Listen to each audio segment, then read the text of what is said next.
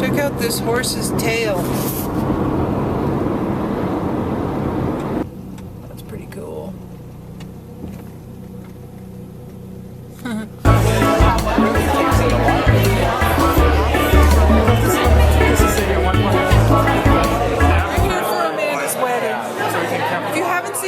She did for me, when she did her triathlon clinic. You really have to watch that. I'll give you a link at the end, okay? Go see it.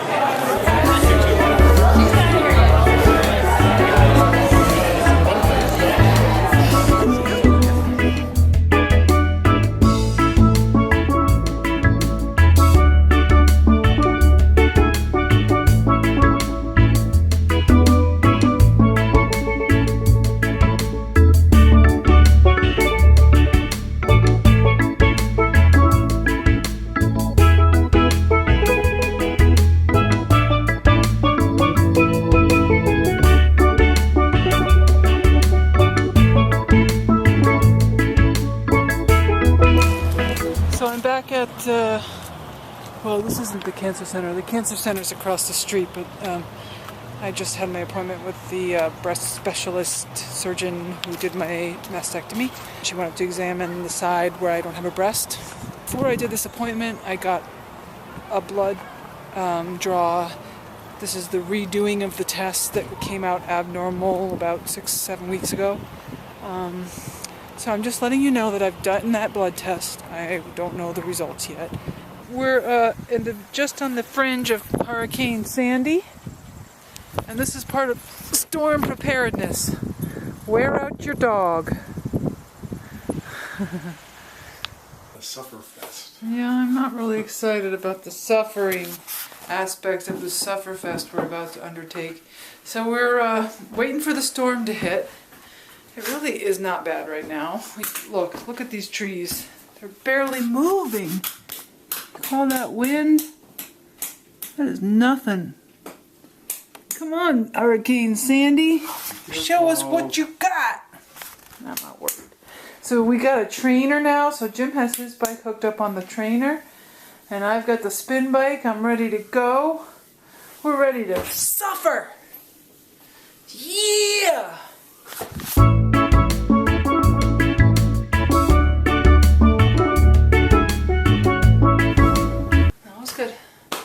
Alright, thanks CoachTroy.com. This is not a paid endorsement. Millie's keeping an eye on the weather for us.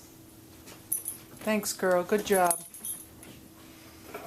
I just got a call from my oncology nurse to let me know that the blood test results came in and that I am fine. Phew! Wow, look, we're getting some actual wind now. Things are blowing around a little. All right.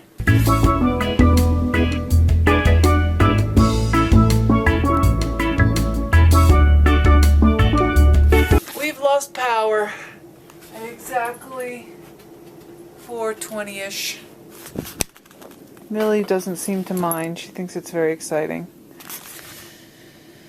It will be a candlelight evening. Very romantic. We won't be having a hot meal, though. No, we won't. Speaking of which, I'm getting hungry. Time for a cold snack in a few minutes. Look at that. That is scary. It's the morning after the storm. Holy mackerel. This tree is hanging by a wire. Well, anyway, I'm headed to the gym. Hopefully I can swim. I brought my laptop. I can check email, take a shower. I probably can get through. Wow, that's the big tree right in front of that house. Holy cow. So it's day 2 without power. How do you feel about the situation? It's alright. Yeah. More? I like power. I like power. I like power, but I'm really enjoying having a break from the computer. It's good for me. I need this more often, actually. think I'm going to have like 3 days in a row with no computer, at least once a month. That's going to be my new rule. Not that I'll ever keep to that, but I'm going to try for it. There's no power in our house for the second night running. We're having a very interesting conversation. Yeah. We're discussing whether or not, if offered a pill that would interrupt our aging process and keep us at the exact level of health and energy that we have today for 500 years, would we take the pill? Would you take the pill? And what we've decided is that if we were both offered the pill, then we'd take it. Because we would stick around for 500 years to see each other. Can you see me in there? To hang out together. But then we also realized that probably by about 200 years, we'd start getting on each other's nerves. Yeah. But when you think about it, if it was just you alone offered the pill, it would be kind of a scary thing to decide to stick around on this planet after everybody you know and trust and expect would look out for you will be gone, you know, very early on into that process. So. Yeah, and you definitely don't want to get sick. Don't want to get sick? Not for 500 years. I think you wouldn't get sick. I think that's Well, part of the be part of guarantee. deal. Yeah. You wouldn't have some awful disease that you had to live with for 500 years. Yeah, that would have to be part of it. We would have to read the fine print on this one. We would not Maybe agree. even have an attorney go over it. We would not blindly agree to those terms and conditions and take the pill. It's Wednesday afternoon. We still have no power. Things in my freezer are starting to get a little less frozen. But life goes on. Everything's okay. Guess what? You know what this means? Electricity. Very nice thing, electricity. I am also enjoying that we have no cable. So I have lights and I have paperwork that I'm working through. But I'm not distracted by the myriad wonders of the universe, webiverse, interwebs, internet. You know what I'm trying to say. It's a good thing. And it is Halloween. And it is Jim and my anniversary. It's our 6th anniversary. I think he's just arrived home and we're going out for dinner. See you later. I just got a package. It came from the Canadian Cancer Society. I know exactly what it is because I wrote to them. They have this cool thing that's a little tool, visual aid they use to help educate people about mammograms and breast cancer. So they call it a Thingamaboob. Let me show it to you. It's very simple. There are 4 beads on this little sort of keychain-ish thing. Wow, they're different size than I thought they were. This one, the biggest one, is the average size of a tumor that's found in a breast just by feeling, you know, like a manual exam. Wow. By a person, by like yourself when you're doing your own exams. The next one is the average size that's found if you're getting your exams by a doctor. That's still a manual exam. This next one, this third one, is the average size tumor found by a first mammogram. So it doesn't mean that every time you get your very first mammogram they're going to find a tumor. But if the very first time you get a mammogram, if there's a tumor there, it's going to be found around this size usually. That's the average anyway. Then there's a really small bead at the top of the chain, which you probably can barely see.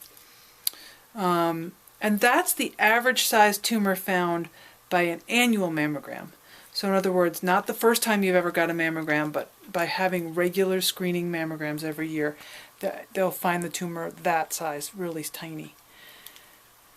So I saw this tool and I thought, wow, if I had seen this before... See, I was diagnosed with cancer before I'd ever had a before I'd ever had a mammogram at all, because I found a lump. And was my lump this big? Yeah, it was this big. And not only that, there was several of them. I couldn't feel them all, but the big one we felt. And I had like a big lumpy tumor in my lymph nodes in my armpit as well. And I was never going to get a mammogram for screening. I was worried about exposing myself to radiation unnecessarily, which I think is a legitimate concern. But when you start to look at the statistics, and obviously I have a different perspective now, but looking back, I think, yeah, you do expose yourself to a tiny bit of risk by doing mammograms on a regular basis, but you're exposed to a much bigger risk of getting breast cancer with or without those mammograms. And you actually decrease your chances of dying from breast cancer if you do that. You are doing something better for your health. Unfortunately, we live in a world where that risk is huge. The risk for cancer, and breast cancer in particular, if you're a woman, is very big. And the risk of getting nasty side effects or after effects or other cancers or something from doing the mammograms in the first place is still smaller. So this tool just seems to illustrate it really well. I would like to have one of these with a different color bead so that I could show it to you better. I don't know how visible this is, but you can see a picture of it on the Cancer Society, the Canadian Cancer Society's website. Just Google Thingamaboob. It's spelled just the way you would imagine it was spelled. I'll put it up on the screen, and you can see it better. So here it is. Cool tool. Cancer Society of Canada. Thank you for sending me this. I hope this helps people. Yes, you did. Should we go for a walk? Want to go for a walk?